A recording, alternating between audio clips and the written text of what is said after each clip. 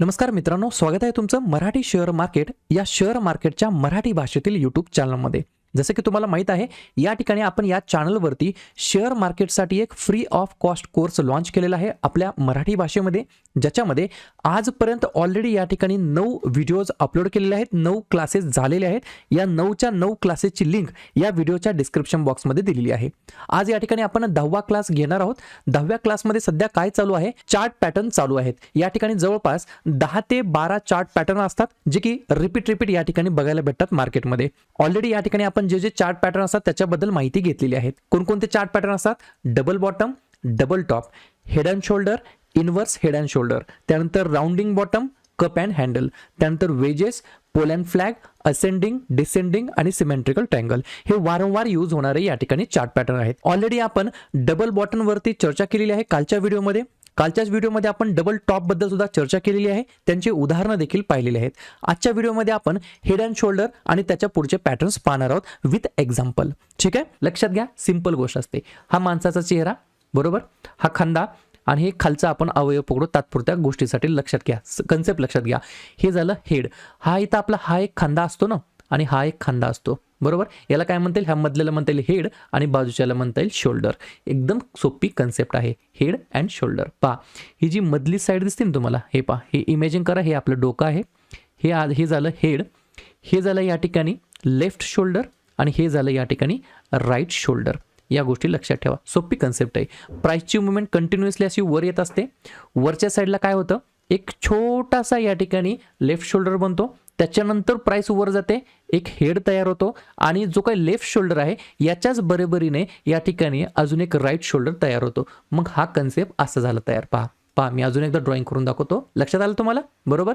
आता याच्यामध्ये या हेडची जी काही खोली असते, हेडची जी काही डेप्थ असते तेवढंच या ठिकाणी टार्गेट असतं. सर एखादं उदाहरण, हे पहा, लगेच घ्या. प्राइस कंटिन्युअसली वर गेली, एक टॉप क्रिएट केला, त्याच्यानंतर काय झालं, त्या पहिल्या टॉपला ब्रेक करून परत प्राइस वर गेली, एक त्याच्या वरती हायर साईडला एक टॉप तयार केला आणि परत प्राइस खाली आली.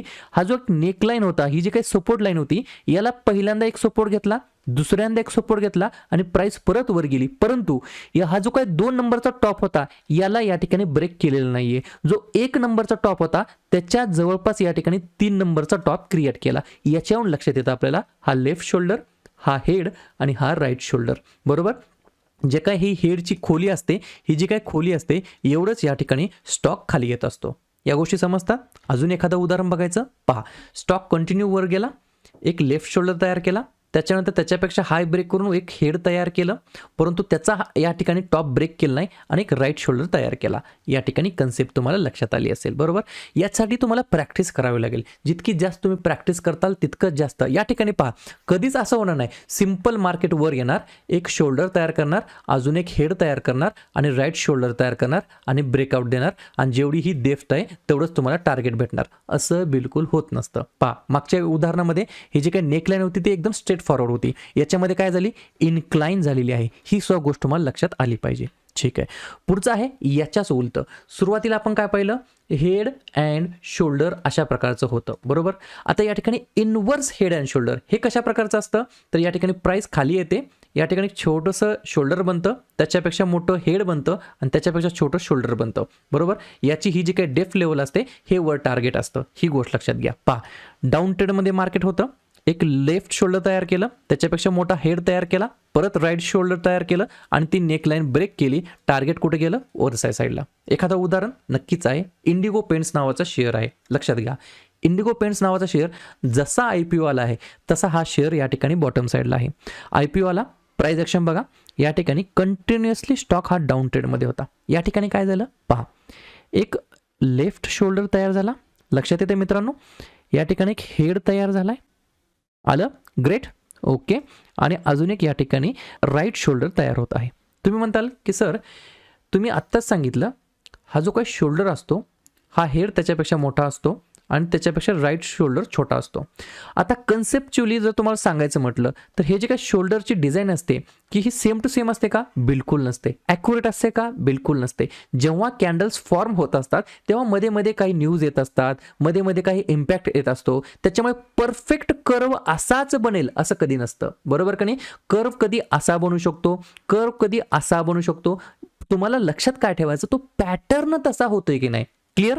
ठीक आहे. या ठिकाणी हा झाला विद्यार्थी मित्रांनो, हा झाला लेफ्ट शोल्डर, हा झाला हेड आणि हा झाला राईट शोल्डर. ठीक आहे. राईट लेफ्ट मध्ये मला थोडंसं कन्फ्युजन झालं असेल तर समजून घ्या, काही हरकत नाही. दोन्ही बाजूला 2 खांदे पाहिजेत, मध्ये डोकं पाहिजे. ठीक आहे. आता याची ही जी काय डेप्थ लेवल आहे ही जवळपास किती आहे पहा, अप्रॉक्सिमेट 700 ची या ठिकाणी ही डेप्थ आहे. एवढंच या ठिकाणी टेक्निकली चार्टमध्ये काय सांगता येतं, हे टार्गेट सांगता येतं. अजून एखादं उदाहरण, हो नक्कीच आहे, अवंती फीड्समध्ये लेटेस्ट तयार झालेला आहे. पहा, हा झाला शोल्डर, हा झाला त्याच्यापेक्षा मोठा हेड आणि हा झाला त्याच्यापेक्षा अजून एक मोठा शोल्डर.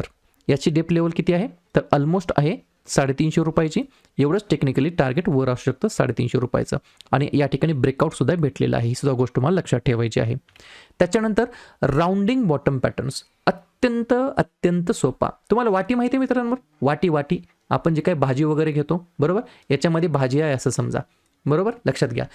हे जे काही राउंडिंग बॉटम पॅटर्न असतो, राउंडिंग बॉटम म्हणजे खालच्या साईडला, राऊंड म्हणजे त्याच्या सभोवताली. पहा तुम्हाला लक्षात येते या ठिकाणी, हे पहा हा राऊंड झाला तयार बरोबर, हा राऊंड तयार झाला आणि हा काय याचा बॉटम आहे, म्हणून याला म्हटलं जातं राउंडिंग बॉटम.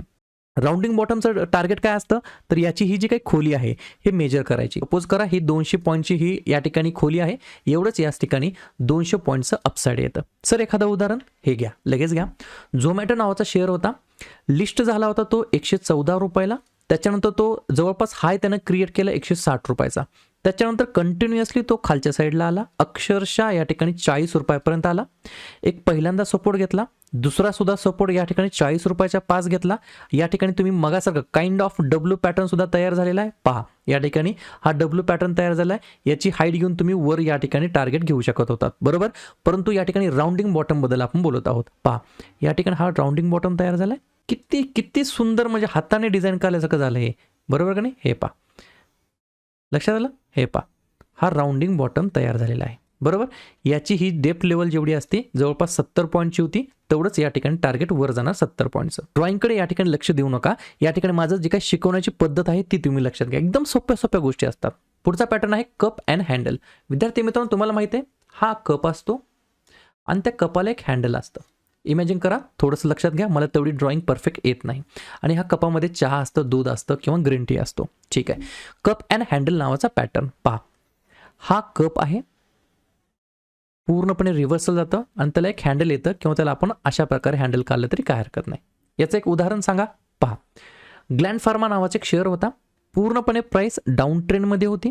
त्याच्यानंतर हा या ठिकाणी विद्यार्थी मित्रांनो राउंडिंग बॉटम तयार झालेला आहे. पहा कन्सेप्ट सांगतो मी तुम्हाला. एकतर राउंडिंग बॉटम जो असतो, पहा हा राउंडिंग बॉटम असतो, याची जी काही डेप्थ असते एवढंच त्याचं वर टार्गेट असतं. जर प्राइस या ठिकाणी ब्रेक केली तर ती वरच्या साईडला जाऊ शकेल किंवा रिटेस्ट केली तरी वरच्या साईडला जाऊ शकेल.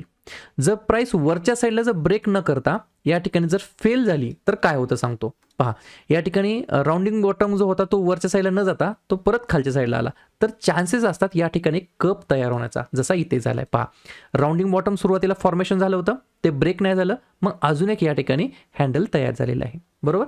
मग याची जी काही डेप्थ असते ही किती आहे, जवळपास या ठिकाणी 1200 पॉईंटची डेप्थ आहे, तेवढंच या ठिकाणी टार्गेट वरती असतं टेक्निकली दृष्ट्या. गोष्टी समजतात. ठीक आहे. अजून एखादं उदाहरण सांगायचं म्हटलं तर सुप्रिया लाईफ सायन्स नावाचं आहे.